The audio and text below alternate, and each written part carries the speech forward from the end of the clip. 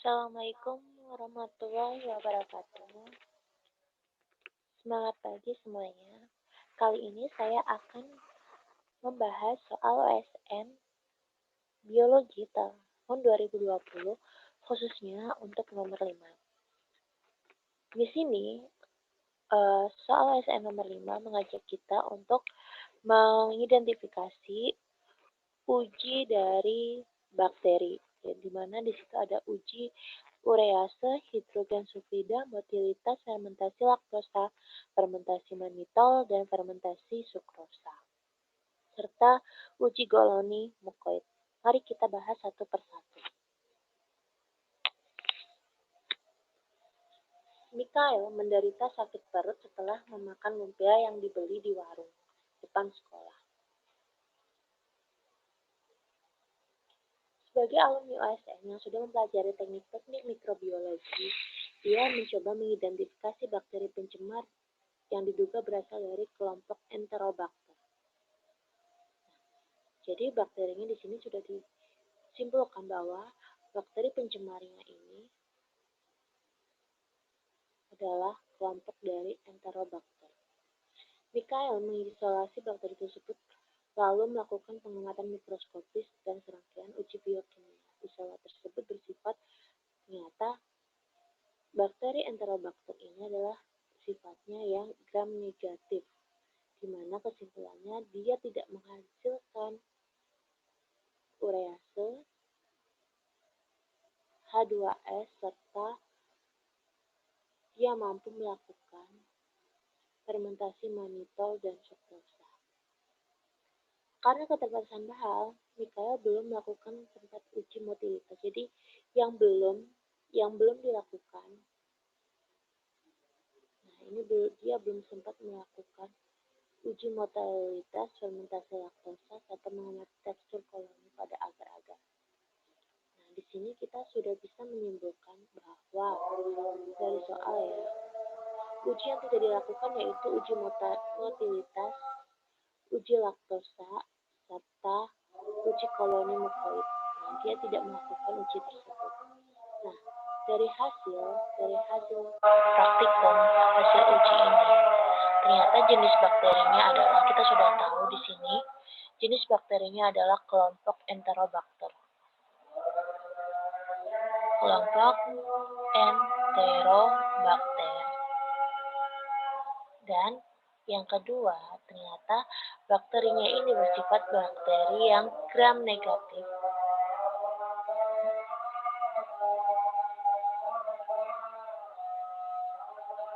Terus yang ketiga dia, karena bakterinya gram negatif, berarti dia menunjukkan hasil positifnya itu. Nah, hasil positifnya itu ada pada, ya, hanya ada pada uji urease, pada uji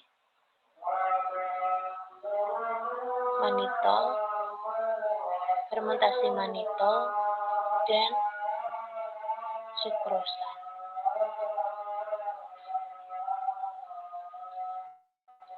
Oke, sedangkan uji yang negatif, hasil negatif itu dia terlihat pada uji uji urease dan H2S. Oke, dari sini mari kita identifikasi pernyataan A sampai D apakah benar atau salah. Nah, bakteri pencemar tersebut dapat diatasi secara efektif menggunakan penisilin. Oke. Di sini, ini adalah rumus kimia dari penisilin. Nah, penisilin ini merupakan sebuah antibiotik beta-laktam, di mana dia ini sangat sifat antibiotiknya ini dia mampu menghidrolisis dinding sel bakteri dinding sel bakteri yang mengandung peptidoglikan. Nah, di sini. Jadi, dinding bakterinya itu dia mengandung peptidoglikan. Ini saya akan highlight di sini ya. Jadi, yang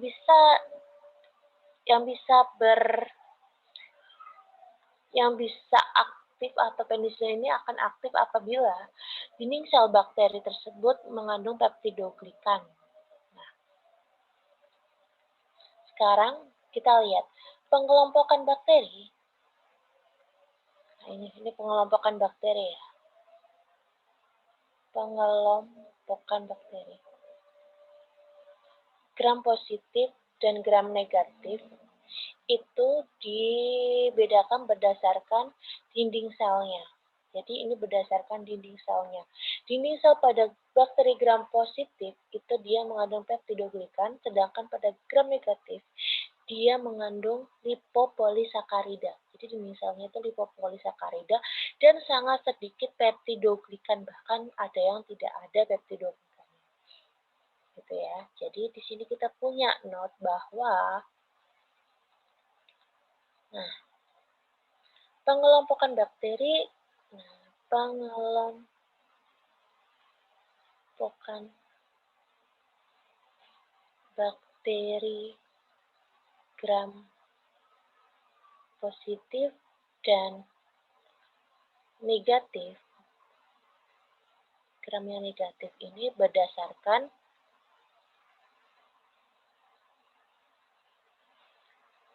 ada atau tidak kandungan peptidoglikan. Nah, kan ada atau tidaknya sih peptidoglikan di dinding sel. Nah, dari sini bahwa yang gram positif dia pasti punya peptidoglikan, sedangkan untuk yang gram negatif dia mengandungnya lipopolisakarida. Jadi kita sudah punya not lagi nih di sini. Kalau bakterinya dia gramnya positif, berarti dinding selnya itu ada si peptidoglikan yang tadi kita lihat pada gambar ini ya, pada gambar yang A. Nah, ini pada gambar A. Ya kan? Nah, otomatis karena dia punya si peptidoglikan ini, dia akan sangat optimal penisilin untuk bekerja membunuhnya. Optimal si penisilin ini bekerja. Nah, untuk apa? Untuk menghidrolisis si dinding sel peptidoglikannya ini ya. Nah, sedangkan untuk yang bakteri gram negatif,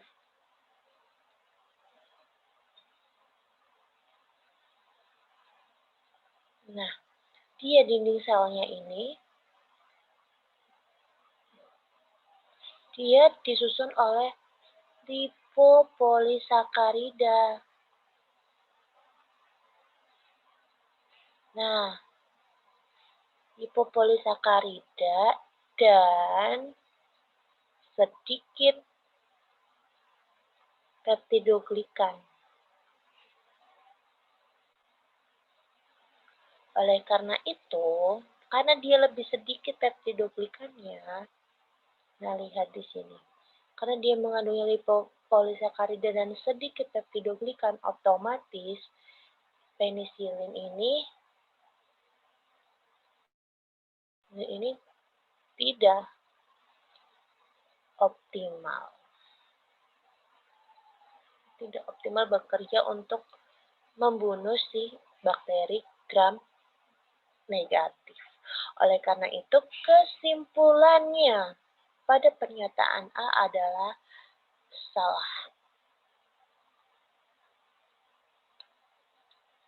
Oke. Karena apa? Bakteri pencemarnya ini adalah bakteri yang termasuk gram negatif. Oke, sekarang ke pernyataan yang B. Kemampuan fermentasi manitol dan sukrosa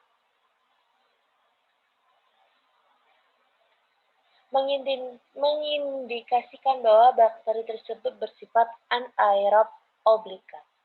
Nah, di sini saya sudah memberikan materi ya. Saya akan menjelaskan bahwa adanya uji fermentasi manitol dan sukrosa atau fermentasi manitol dan fermentasi sukrosa itu merupakan uji adanya senyawa karbohidrat pada si bakteri. Nah, tujuannya untuk apa sih? Tujuan dari uji fermentasi manitol dan sukrosa itu untuk mengetahui bakteri tersebut menggunakan sumber karbonnya itu manitol atau sukrosa untuk memenuhi kebutuhan nutrisinya. Nah, jadi bakteri itu kan dia butuh nutrisi untuk tumbuh dan berkembangnya ya, butuh makan, butuh nutrisi. Nah, si bakteri yang ini diuji fermentasi manitol, kalau dia positif, berarti dia butuhnya itu adalah sumber karbon dari manitol untuk dia bisa tumbuh dan berkembang. Sedangkan kalau bakterinya itu diuji fermentasi sukrosa dan positif, berarti kesimpulannya bakteri tersebut nanti dia butuh nutrisinya dengan sumber karbon yang berasal dari sukrosa, tidak bisa dari manitol atau dari laktosa. Seperti itu. Nah, sedangkan untuk mengetahui apakah bakteri tersebut aerob dan anaerob, itu maksudnya apa? Bakteri itu punya cara metabolisme di mana dia bisa bermetabolisme kalau dia butuh oksigen dan tidak.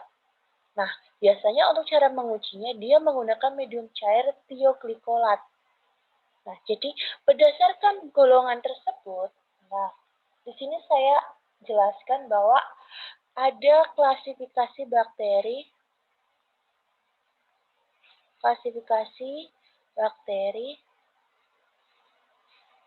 berdasarkan sifatnya, sifat metabolisme. Nah, sifat metabolismenya ini kan ada yang aerob atau dia anaerob. Dia butuh oksigen atau dia butuh tidak butuh oksigen. Nah, di sini saya sudah meng-highlight bahwa ada 5. Ada obligat aerob, di mana dia sangat butuh oksigen, berarti obligat itu sangat, ya aerob itu kan oksigen ya. Nah, terus yang kedua itu ada yang fakultatif. Nah, yang fakultatif berarti dia ya bisa dua-duanya. Dia bisa tumbuh di secara aerob maupun anaerob. Nah, selanjutnya ada yang sifatnya mikroaerofilik. Apa itu? Nah, mikroaerofilik itu dari mikronya aja, dia itu sedikit sehingga bisa disimpulkan dia bisa hidup di kadar oksigen yang rendah. Sedangkan untuk yang bakteri aerotoleran, namanya juga sudah aerotoleran anaerobs ya. Jadi kesimpulannya adalah yang keempat ini dia dapat mentoleransi. Jadi dia sebenarnya bisa mentoleransi kadar oksigen atmosfer pada waktu tertentu. Jadi aerotoleran. Jadi dia bisa mentoleransi kadar oksigen pada atmosfer. Nah, tapi waktu-waktu tertentu, tidak bisa setiap saat dia bisa mentoleransinya. Sedangkan untuk klasifikasi yang kelima itu adalah bakteri obligat anaerob. Nah, karena obligat berarti mutlak bahwa dia tidak dapat melakukan metabolisme aerob atau dia butuh kadar toleransi oksigen yang berbeda. Jadi dia tidak membutuhkan oksigen untuk bisa melakukan proses metabolisme. Nah, di sini hasil dari ujinya, hasil uji aerob dan anaerobnya. Untuk yang A, ini untuk yang opikat aerob, yang kedua mikrofilik aerob, ini yang ketiga yang fakultatif, ini yang keempat aerotoleran anaerob, yang kelima aerob. Oke, berarti dari sini kita bisa menyimpulkan bahwa pernyataan yang B, bahwa uji fermentasi mannitol dan uji fermentasi sukrosa itu bukan untuk uji mengetahui apakah bakteri tersebut bersifat aerob dan anaerob. Berarti pernyataan ini adalah pernyataan yang salah. Nah, selanjutnya untuk data yang C. Data uji motilitas dan fermentasi laktosa sudah cukup mengidentifikasikan spesies bakteri pencemar tersebut berdasarkan tabel. Mari kita bahas dulu. Uji motilitas. Uji motilitas itu diketahui dengan tujuannya itu melihat pergerakan bakteri. Karena apa? Karena ini bisa diketahui adalah bakteri tersebut ada atau tidak struktur flagel.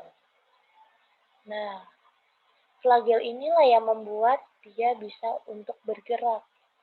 Kalau dia tidak punya flagel, berarti dia tidak akan bisa bergerak atau tidak motil atau motil. Nah, bahasa lain yang bergerak itu adalah motil. Nah, selanjutnya uji fermentasi laktosa. Uji fermentasi laktosa ini adalah uji karbohidrat, di mana tujuannya itu adalah untuk mengetahui apakah sumber karbon untuk nutrisi, untuk kebutuhan nutrisi atau makanannya si bakteri itu bersumber, yaitu laktosa. Sumber C-nya itu adalah laktosa. Nah, sekarang kita lihat daripada hasil ini. Nah, tadi kan kita sudah tahu ya bahwa bakteri pencemarnya itu ternyata bakteri pencemarnya itu dari hasil kesimpulan yang didapatkan yaitu kelompok Enterobacter. Enterobacter, dan dia termasuk bakteri yang gram negatif. Nah, di sini kita sudah punya kesimpulan ini dari soal yang tadi ya, dari hasil penelitiannya. Nah, kita lihat pada tabel. Ternyata kelompok Enterobacter itu dipunyai oleh Enterobacter aerogenes, di mana kalau dia kelompok Enterobacter, di uji motilitas dan uji fermentasi laktosa dia positif nih. Ya kan? Nah, di sini berarti kita sudah bisa mengambil kesimpulan bahwa sifat dari bakteri pencemar kelompok Enterobacter, kalau dia diuji fermentasi, pasti dia uji fermentasi laktosa, dia akan positif. Ya kan?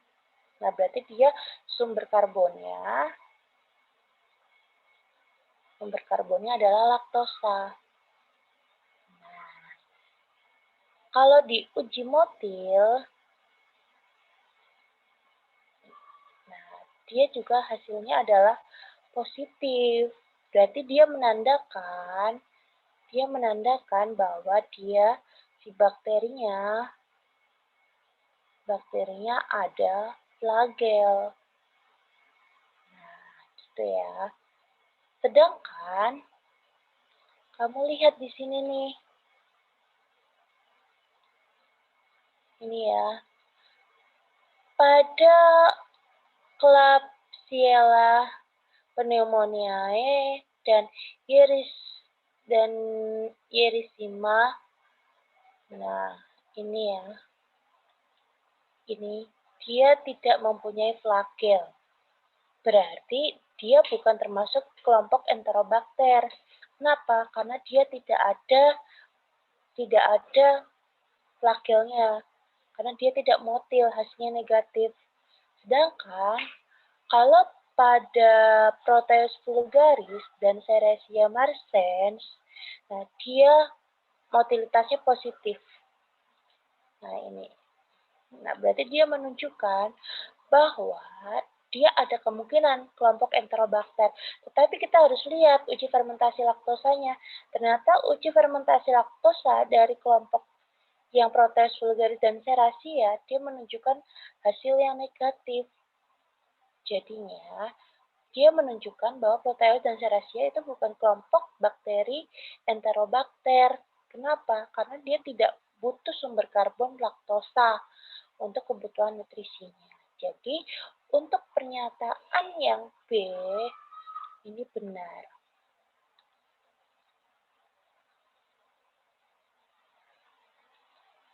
Nah, yang ini benar. Kenapa uji motilitas dan fermentasi laktosa sudah cukup mengidentifikasi spesies bakteri tersebut merupakan bakteri yang Enterobacter gram negatif karena di uji motilitas positif dan uji fermentasi laktosa adalah positif. Dari situ ya. Oke. Jadi benarnya di sini nih, lihat. Yang benar-benar hasilnya positif-positif tuh hanya ini. Coba kalau lihat urease. Nah, di sini ada negatif-negatif hampir sama ya. Mannitol juga sama tuh hampir. Nah, koloni apalagi. Oke. Jadi tidak bisa kita jadikan sebagai apa namanya? Salah satu rujukan untuk mengidentifikasi apakah itu betul kelompok Enterobacter. Nah, selanjutnya untuk yang D. Jika diketahui bakteri tersebut memiliki flagella dan kapsul di permukaan selnya, maka bakteri tersebut adalah Serratia. Coba lihat di Serratia marcescens. Ini adalah hasilnya ya, Serratia marcescens. Nah, uji flagella, tadi sudah saya jelaskan, untuk melihat adanya flagella, uji untuk melihat adanya flagella. Nah, flagella ini kan sebagai alat gerak atau alat motilnya si bakteri. Sehingga karena dia sebagai alat gerak atau alat motilnya, maka diperlukan uji motilitas. Sedangkan uji yang digunakan untuk melihat adanya kapsul atau kapsid sama saja ya. Nah, jadi diperlukan uji koloni mukoid.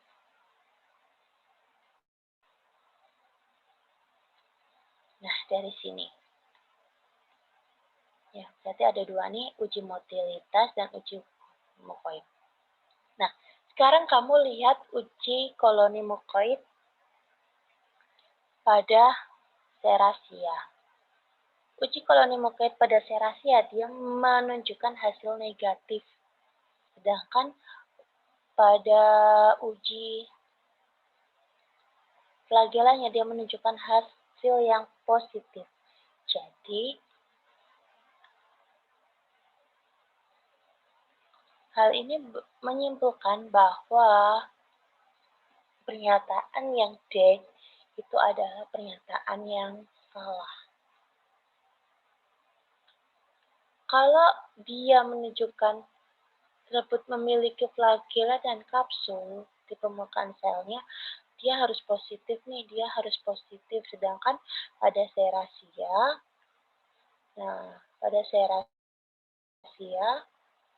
pada Serratia sp, nah ini ya, Dia uji motilnya positif,